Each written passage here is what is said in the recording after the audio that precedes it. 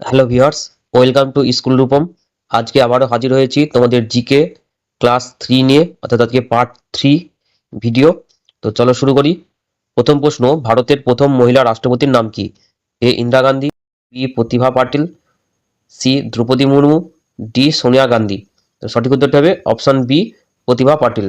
ভারতের 12তম রাষ্ট্রপতি ছিল ইনি। 2007 থেকে 2012 পর্যন্ত ভারতের রাষ্ট্রপতি ছিলেন। আর ইন্দিরা গান্ধী ভারত তথা দক্ষিণ এশিয়ার প্রথম মহিলা প্রধানমন্ত্রী।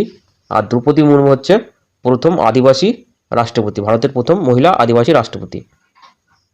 2 নম্বর প্রশ্ন, ডেঙ্গু রোগ বহন করে এ কিউলেক্স মশা, বি এডিস মশা, সি অ্যানোফ্লিক্স মশা। এটি অ্যানোফ্লিক্স হবে, স্পেলিংটা ভুল হয়েছে, ডি মাছি। তো সঠিক উত্তরটা হবে অপশান বি এডিস মশা। কিউলেক্স মশা গোদ ফাইলেরিয়া ছড়ায়, এডিস মশা ডেঙ্গু ছড়ায়, আর অ্যানোফ্লিক্স মশা ম্যালেরিয়া রোগ ছড়ায়। 3 নম্বর প্রশ্ন, বেলুনে কোন গ্যাসের জন্য বেলুন ওড়ে? অর্থাৎ কোন গ্যাস বেলুনে ভরলে বেলুন ওড়ে? A oxygen, B nitrogen, C hydrogen, D helium.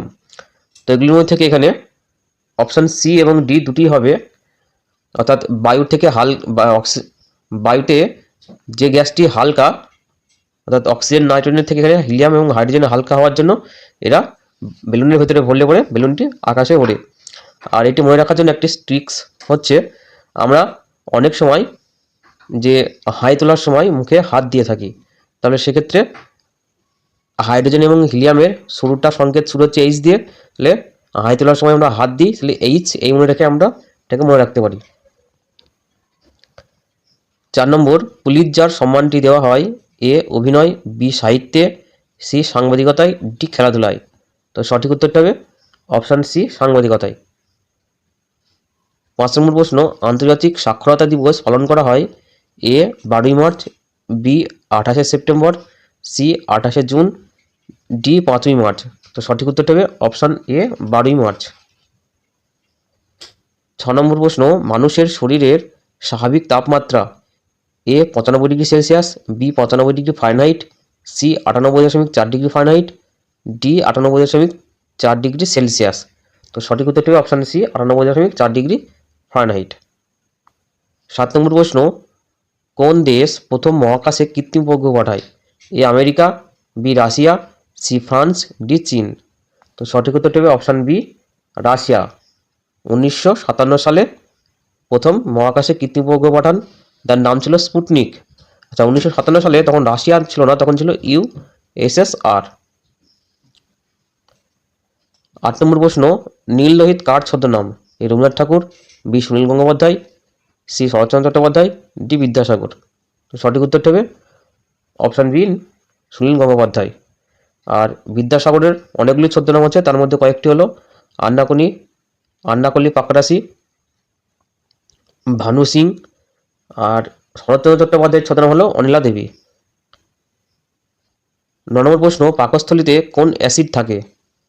A nitric acid, B hydrochloric acid, C sulphuric acid, D fluoric acid. তো সঠিক উত্তরটা হবে অপশান বি হাইড্রোক্লোরিক অ্যাসিড বা HCl। হাইড্রোক্লোরিক অ্যাসিডের অপর নাম মিউরেটিক অ্যাসিড। 10 নম্বর প্রশ্ন, পেটের রোগ ও আমাশয় সারাতে ব্যবহার করা হয় এ কালমেঘ গাছের পাতা, বি থানকুনি গাছের পাতা, সি কুলেখাড়া পাতা, ডি জাম পাতা। তো সঠিক উত্তরটা অপশান বি থানকুনি গাছের পাতা। আর কালমেঘ গাছের পাতা অ্যান্টিবায়োটিক হিসেবে কাজ করে। কুলেখাড়া পাতা রক্ত অল্পতা, অর্থাৎ শরীরে রক্ত কম থাকলে পরে সাহায্য করে। 11 নম্বর প্রশ্ন, আয়লা ঘূর্ণিঝড় কত সালে হয়? এ 2009, বি 2010, সি 2012, ডি 2013। সঠিক উত্তরটা হবে অপশান এ 2009 সালে। 12 নম্বর প্রশ্ন, ওআরএস কথাটির পুরো অর্থ কী? A oral reserve system, B oral rehydration solution, C oral recovery system, D oral rehydration system. সঠিক উত্তরটা হবে option B oral rehydration solution. 13 নম্বর প্রশ্ন, পিরামিডের দেশ বলা হয় এ ইন্দোনেশিয়াকে, বি ইরাককে, সি কাতারকে, ডি মিশরকে। তো সঠিক উত্তরটা হবে অপশান ডি মিশরকে। 14 নম্বর প্রশ্ন, মানুষের হাত কোন শ্রেণীর লিভারের অন্তর্গত?